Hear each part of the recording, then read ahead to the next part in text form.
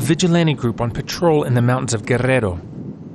Criminal gangs have made this mountainous state along Mexico's Pacific coast one of the country's most violent areas.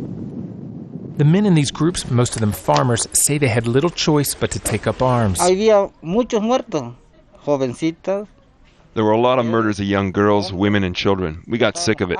Criminals and police became one and the same, and we couldn't report crimes because we were afraid. Local police still report to work, but people now report crime to the citizen groups instead, and they make the arrests. This man is a police officer. He's accused of being part of a kidnapping ring and extorting local businesses. He denies any crime. They're taking on powers they don't have a right to and arresting people just because they had a fight or something. I think that's wrong. If I get into a fight with someone, that person should have to make a formal complaint to the authorities and let the judges decide.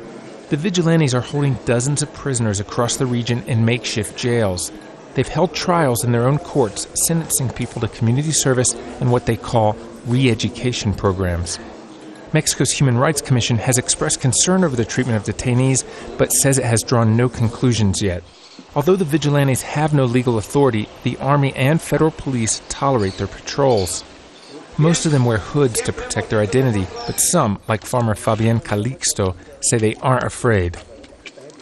I want my grandchildren to grow up and be free and safe to go wherever they want, like people used to be able to.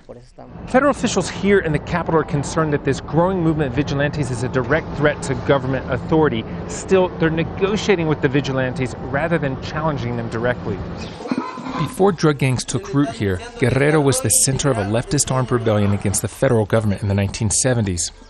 One of the vigilante leaders we spoke to expressed goals not so different than the rebel commanders of the past. What we want is sustainable development for all, to get rid of poverty, because the father of all crime is poverty. But these villages have been neglected for centuries, and dislodging poverty from these rugged mountains could be an even bigger challenge than pushing out the gangs. Raney, Al Jazeera, Mexico City.